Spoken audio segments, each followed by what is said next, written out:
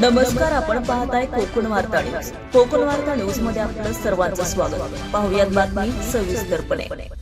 नीट परीक्षा पेपरफुटी प्रकरणी दिल्लीत नेण्यात आलेल्या आंदोलनाला पाठिंबा देण्यासाठी रत्नागिरी जिल्ह्यातील शृंगारतळी तालुका गुहारगर येथील तरुण दिल्लीत दाखल झालेत. अभिजित दिपके, सोनम वांगचुक आणि त्यांच्या सहकाऱ्यांनी सुरू केलेल्या या आंदोलनात सहभागी होत तरुणांनी विद्यार्थ्यांच्या बाजूने आवाज उठवलाय. देशभरातील लाखो विद्यार्थ्यांच्या भवितव्यावर परिणाम करणाऱ्या या प्रकरणाची कठोर चौकशी व्हावी अशी मागणी यावेळी करण्यात आली. तरुणांनी थेट दिल्ली गाठून या आंदोलनाला पाठिंबा द्यावा असं आवाहन या तरुणांकडून करण्यात आलं आहे. रियाज ठाकूर, कोकण वार्ता न्यूज, रत्नागिरी. नमस्कार, जय भवानी, जय शिवाजी. आम्ही आलेलो आहोत रत्नागिरी जिल्हा आणि गुहागर तालुक्यामधून आमचे सहकारी आलेले आहेत.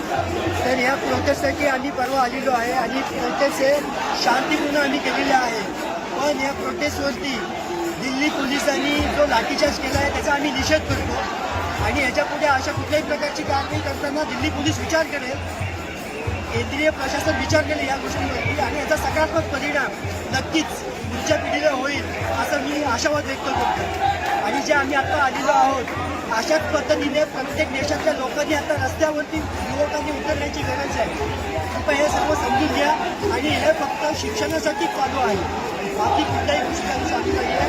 प्रत्येक पक्षातल्या मुलांना त्याचा फायदा होणार आहे. त्याच्यामुळे सर्व युवकांनी या आंदोलनाला पाठिंबा देऊन या रस्त्यावरती उतरणं गरजेचं आहे आणि आपल्याला त्याची जागा दाखवण्याची गरज आहे. मी सर्व भारतीयांना, माझ्या तालुक्यातल्या सर्व युवकांना मी विनंती करतो, दापोली असेल, रत्नागिरी जिल्हा असेल, या सर्व जिल्ह्यातल्या माझ्या युवकांना मी विनंती करतो की तुम्ही ह्या आंदोलनामध्ये सहभागी व्हा आणि जो शिक्षणाचा जो लढा चालू आहे त्या लढ्याला पाठिंबा द्या. जय हिंद, जय भारत.